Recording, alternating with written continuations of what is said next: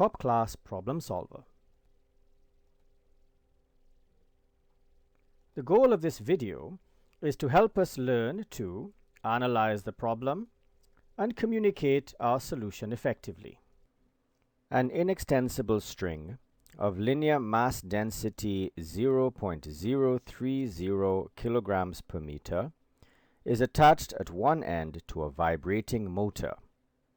The other end of the string is hung over a smooth pulley 2.0 meters from the motor and attached to a freely suspended mass. When the motor is set to vibrate at 50 Hz, the string exhibits a stable standing wave pattern containing 5 lobes and having an amplitude of 6.0 centimeters. What is the suspended mass? What suspended mass is required to increase the number of lobes to 6? The problem-solving method consists of 3 steps. The first step is interpretation of the problem. Then we devise a strategy, and then we execute our strategy. The first step of the interpretation is to identify the concept embedded in the problem. In this problem, the fundamental concept is standing waves. So this is what we write.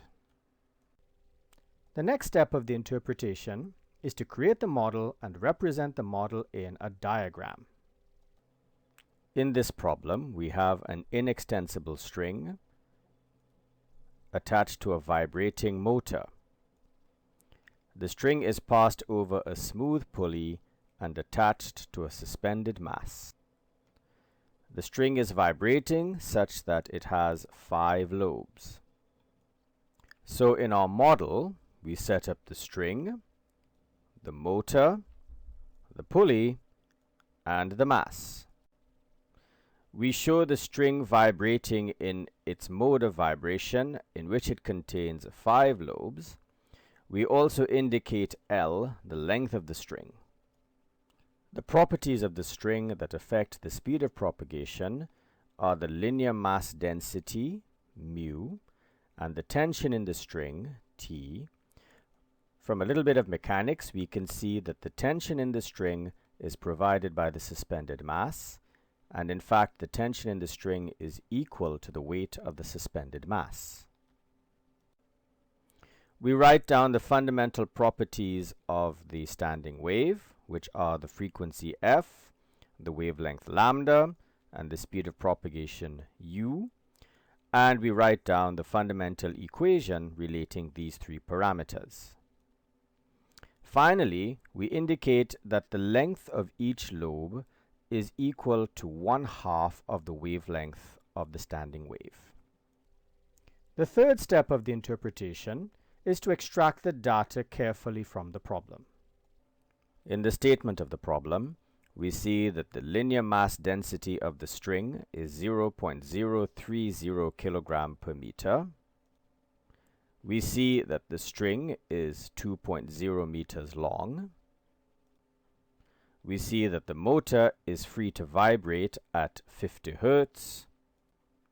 And we see that the standing wave has an amplitude of 6.0 centimeters. So we write all of these data in our data column.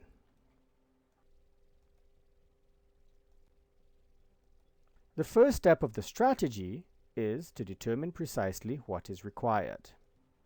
For part A, we are required to find the suspended mass. So this is what we write in our solution. The second step of the strategy is to construct the concept map.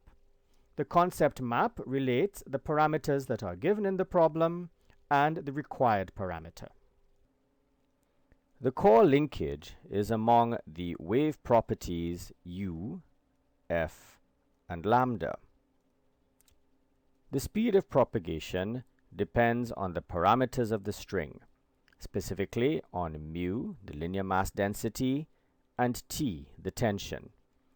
We've already seen that the tension T depends on the suspended mass m. The wavelength of the standing wave depends simultaneously on the fixed length of the string and the number of lobes contained in the vibration of the string.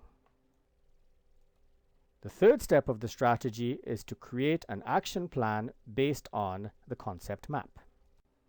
In our action plan, we move from our known quantities to our unknown mass m. So in our action plan, we'll use the string length L to find the standing wave wavelength lambda.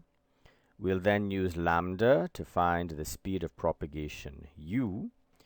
Then, as step 3, we'll use the speed of propagation u to find the tension in the string. And then, as our final step, we'll use the tension in the string to find the suspended mass. The first step of the execution is to follow the steps of the action plan. In this problem, we'll perform our execution in 2 sweeps. In the first sweep, we'll do everything algebraically. This is in preparation for part B. In our second sweep, we'll perform it numerically to find the numerical answer for our unknown mass. Following our action plan, we first use L to find our wavelength lambda. We then use lambda to find our speed of propagation u. We then use u to find our tension T. And finally, we use our tension T to find the suspended mass. So, in preparation for part B, we leave our answer in algebraic form. Now we'll fill in the numerical answers. If precision were the key, we should do our calculation on the algebraic formula we found previously. My preference for these problems at this level is to perform the operation step by step. This allows us to see the values as we go along, to see whether they are physically reasonable. It also allows us to have these values should we need them for future parts. Finally, and very importantly, it reduces the likelihood of calculator error. So, first we calculate our wavelength lambda. We then calculate our speed of propagation. We then calculate the tension in the string. And finally, we calculate our suspended mass. As a preemptive move, we'll write down our answer for part A. Now we address part B. In part B, we're asked to find the suspended mass required to increase the number of lobes to 6. We'll start with our algebraic form of the solution. We notice that if all else is kept the same, the mass m is inversely proportional to the square of the number of lobes. It's very important to be able to recognize these proportionality relationships and to use them, because it saves us a lot of time in solving these types of problems. So we have that the suspended mass is inversely proportional to the square of the number of lobes produced in the standing wave.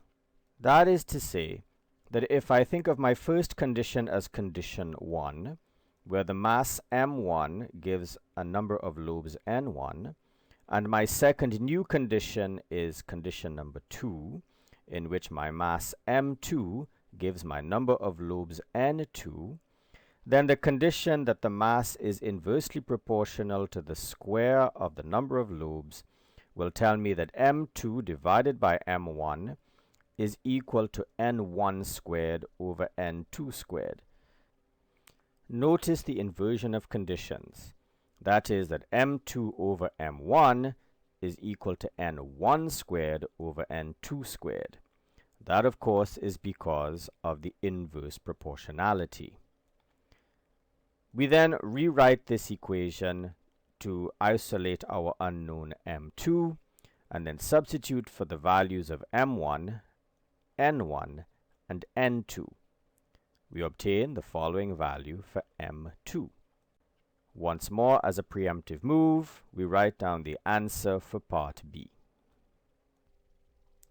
The second step of the execution is simply to write down and highlight your final answer. We have already written down our answers for Part A and Part B separately.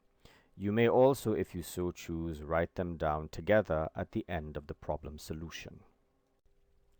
The third step of the execution is to check your answer. When you check your answer, make sure that you state clearly what is required, that you give the appropriate unit, and that the magnitude of your answer is reasonable.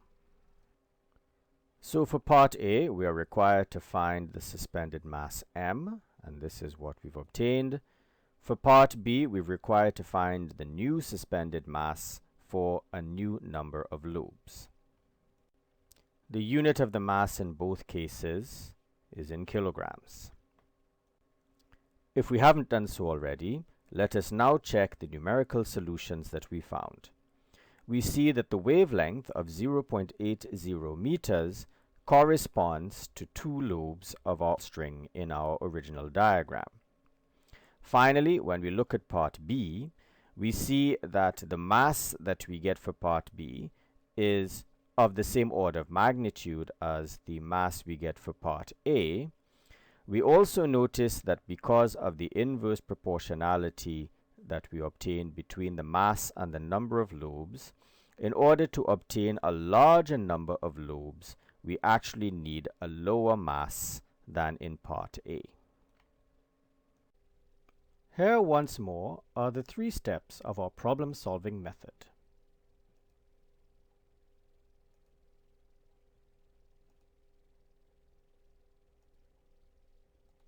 Thank you for watching.